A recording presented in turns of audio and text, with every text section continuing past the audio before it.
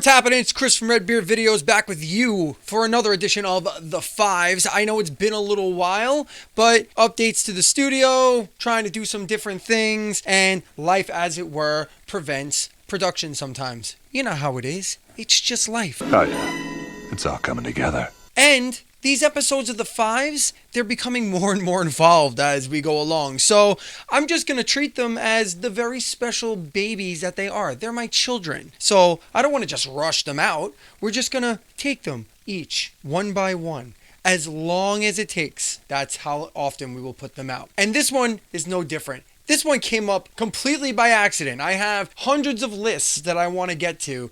This one just popped up while I was at a show. So, popular music of all styles and genres usually presents similar sounds. Guitars, drums, bass, piano, keyboards. Sometimes you'll hear a horn or some orchestration, and vocals. Please allow me to introduce myself.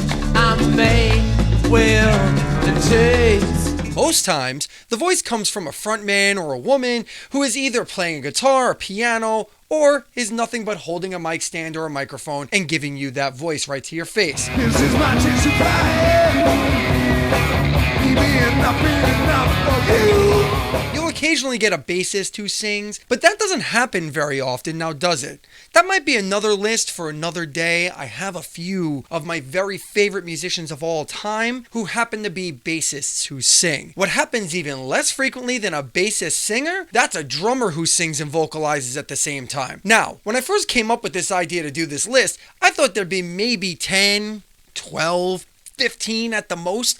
I was shocked that there were actually quite a bit more than that. So, this list is based on my personal favorites, the combination of how good the drummer is as a drummer, and how good a singer or vocalist they are, and how good they are live. Because to me, the measure of a musician is how good they are on the stage. So without further ado, here are our top 5 drummers who can sing.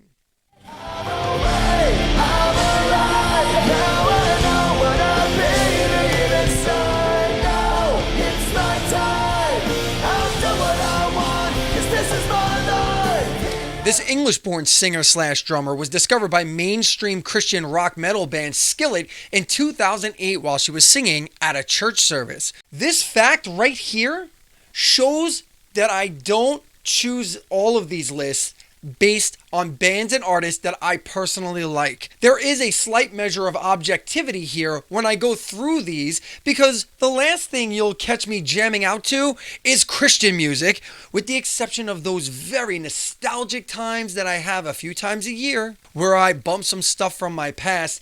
Maybe I'll discuss that someday too. It's an interesting topic. I do have a Striper record hanging up in the back.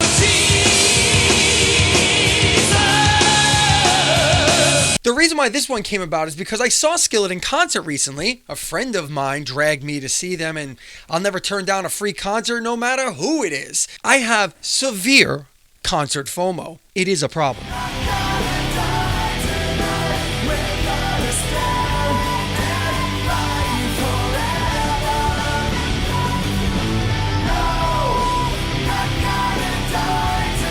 And despite my strong dislike for the preachiness and how fully ostracized I felt during this show, I was highly entertained by this show, especially by their drummer/vocalist, Jen Ledger.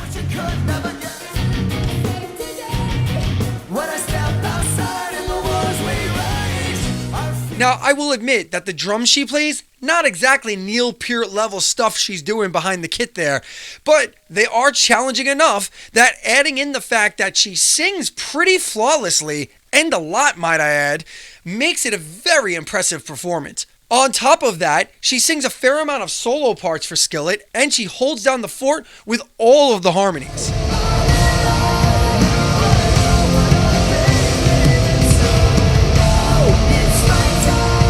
I may not like Skillet at all, really. I won't listen to them like outside of a live setting, but I sure do enjoy what Jen Ledger does, and if she comes over to the dark side, I will surely be a fan.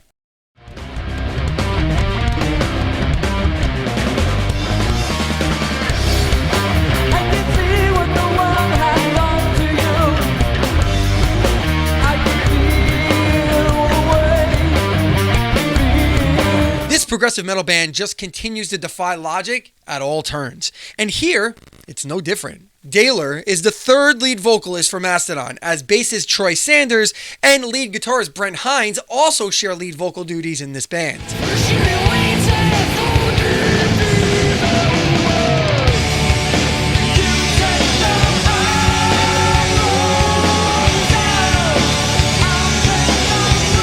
This wasn't always the case, as Dailor was reluctant to sing for quite some time, but was coaxed into it. The guys had kind of wanted me to try it for a while. I think particularly Brent was like, "You can sing. You should sing and play." This guy does it. This guy does it. You could probably do it. And I was always very nervous about it because I didn't want to open that can of worms, basically, because then you're kind of stuck with it. It wasn't until It wasn't until Mastodon's fourth major release, Crack the Sky, that Dailor would assume his place amongst regular lead vocalists for the band. And he is a fantastic addition.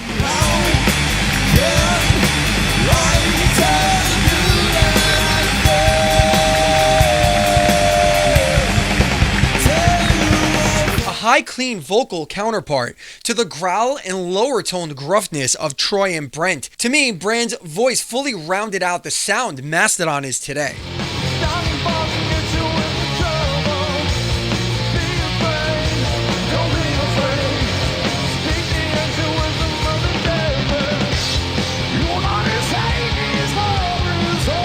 On top of his vocal prowess, Dailor is a monster drummer, on par with a lot of the upper echelon prog metal drummers of the game today.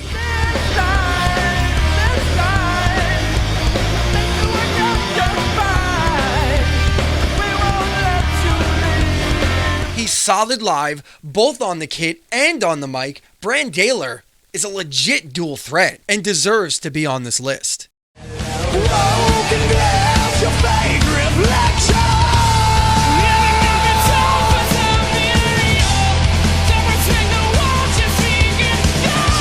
Avenged Sevenfold is one of metal's premier metal bands over the past 20 years, and The Rev is one of the reasons.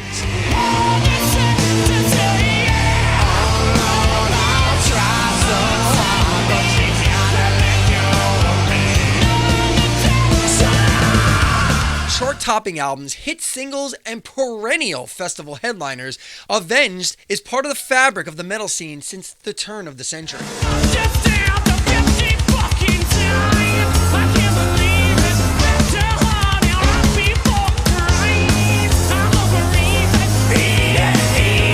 James "The Rev" Sullivan was a huge part of building that with his songwriting ability, his drum playing, and his vocalizing.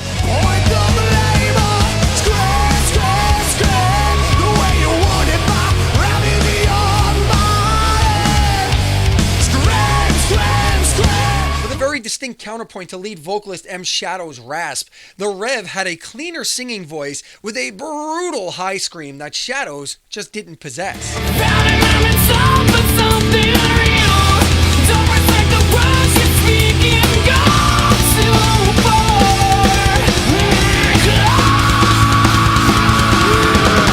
On the studio albums, The Rev's vocals were very impressive and very strong. And even though they weren't perfect live, they were damn solid. And if we're being honest here, the dude gets extra points for playing what he plays and singing such difficult parts.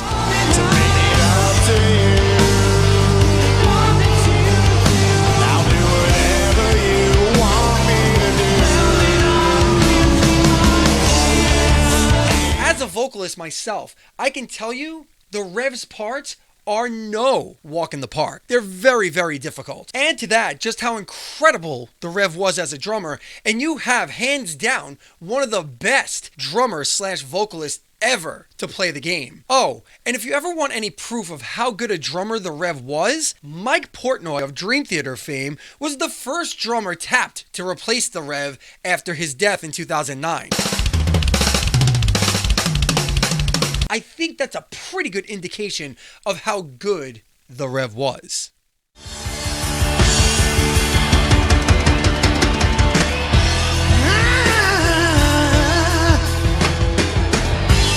Machine of a dream,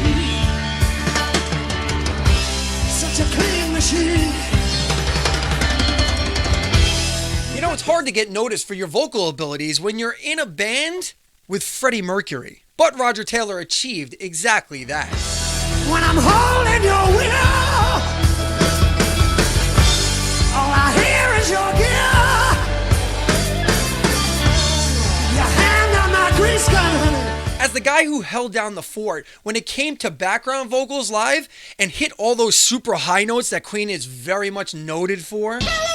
Not to mention the classic tunes that Roger Tailor took the lead vocals on, like I'm in Love with My Car. Is that you know, when my hand's on your grease gun? That's very subtle, It's isn't a it? metaphor, Brian. It's just a bit weird, Roger. What exactly are you doing with that car? Action This Day, which is one of my favorite songs live. This street, honey, is a mean street. Living in this street, honey, is a mean street. We've got criminals living in this street. You gotta hop. And Fight from the Inside. Fight from the inside, attack from the rear. Fight from the inside, you can't win with the hands tied. Fight from the inside. And you have a wonderful catalog of Roger Tailor's vocals. Between his vocal work in the studio with the layered vocals, one on top of the other, the harmonies that Queen is so well known for. And his live performances holding that all down behind Freddie Mercury. It's hard to argue his place on this list. He's a legendary voice that everybody recognizes, and he's an incredible drummer. One of the best that the prog era of the 70s had seen.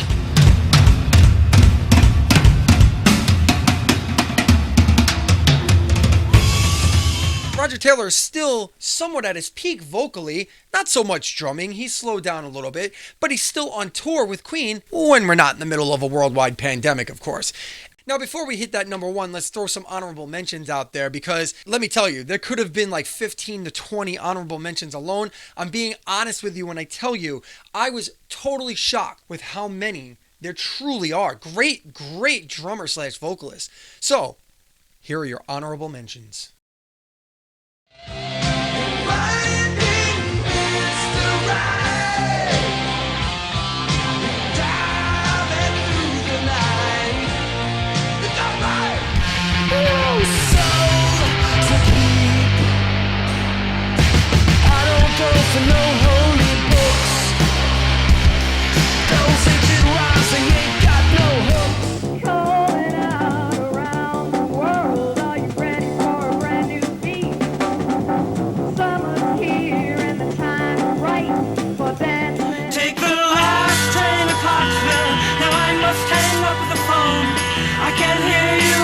Noisy railroad station.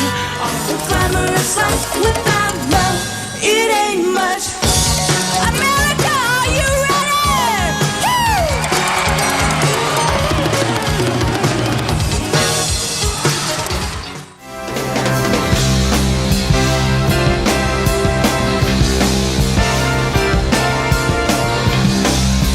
So, no disrespect to Mr. Collins here, but if it weren't for two very specific reasons, I would not have put him on this list.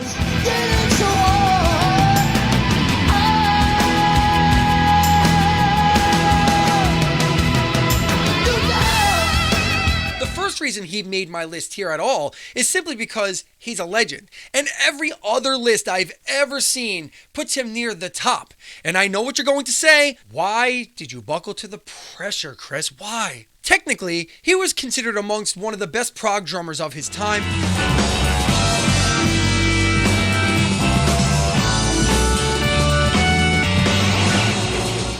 And technically, he was a fantastic lead singer for the same band. Still is. They'll be on tour soon if they're not already. Something you just can't trust, and it's something mysterious.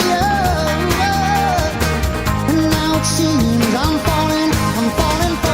Here's my issue though. He barely did both at the same time when he was with Genesis. Once he took over for Peter Gabriel as the lead vocalist, he always had Chester Thompson as the main drummer in the band. And the only time Phil would get behind the kit live was in non-singing scenarios, like when they would do dueling drum solos and whatnot.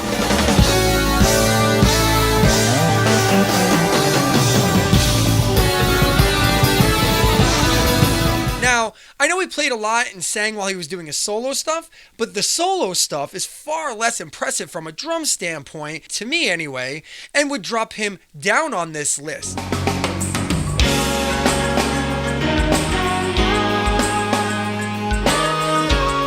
But here's the second reason why he's here. If you're as successful a singer as Phil Collins is, both with Genesis and as a solo artist, and as heralded a drummer as you are, and you're the writer of possibly one of the most famous drum licks of all time, you deserve to be ranked on any drum list ever.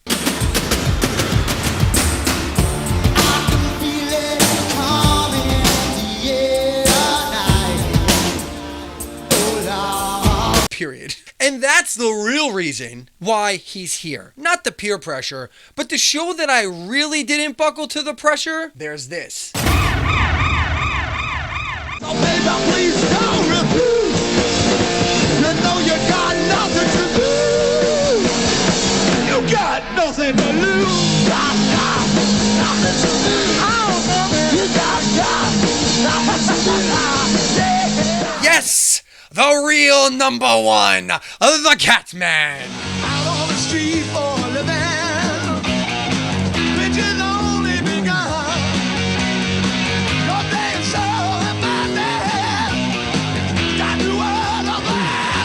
And seriously, if you watched this channel more than 2 videos, you could have seen this coming. But in all honesty, it's not simply because I'm a huge old school Kiss fan. If anything, Peter Criss is my least favorite member of Kiss from a musician sense, but here's why I think he's the most badass drummer who sang and deserves this spot on all lists of this kind. I went down to the candy store.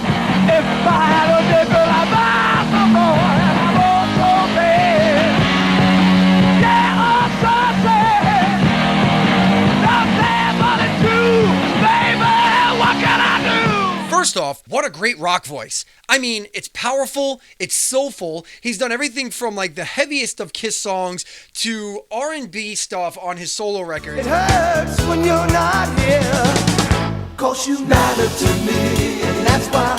He can belt out a solid rocker and a heartfelt ballad. He did so many of Kiss's signature songs from the 70s. If there was ever proof of the phrase, history is always written by the winners, Kiss is that proof. Peter Criss continues to lay on the ash heap of Kisstory while he's responsible for voicing 2 of their top 40 singles, with Hard Luck Woman clocking in at number 15. I don't wanna hurt you, girl.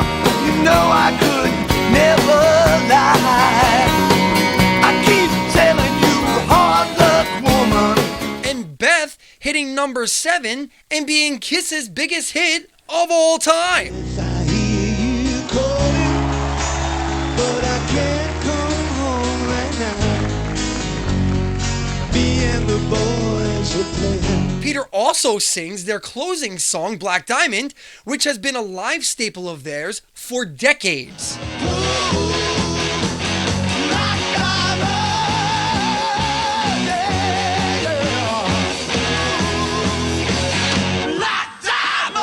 Now, I'm not going to pretend that Peter Criss is the greatest drummer I've ever seen, but look, he's highly influential, whether I like it or not. And I also want to note that despite all the stories you hear about Peter being high and drunk and generally difficult to deal with back in the 70s, that dude was consistent live vocally every time out. I swear every recording or every time I've ever heard him live in person, his voice absolutely kills. His playing might be a little suspect at times, but his voice was always spot. Couldn't get you on my mind. I heard that milkman on the street. And out of all the issues I have with Peter Criss as a musician, his voice has never been one. I'd venture to say that he, throughout the history of Kiss, has been the most consistent Kiss voice live. Sorry, Gene and Paul, it's a fact. And that does it. That's my list. What do you think? Who do you think should be on this list? I want to see them in the comments down below.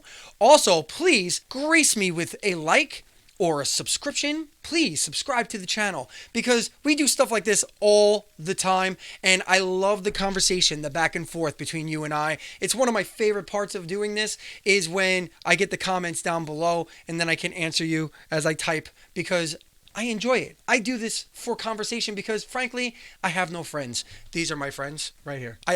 I do have friends. Don't worry about me too much, really. Everything's okay. All right. In the meantime, you can also catch me on social media at VideosBeard on Twitter. Redbeard Videos is my group on Facebook. And until next time, thank you so much for being here as always, and we'll talk to you soon. Bye.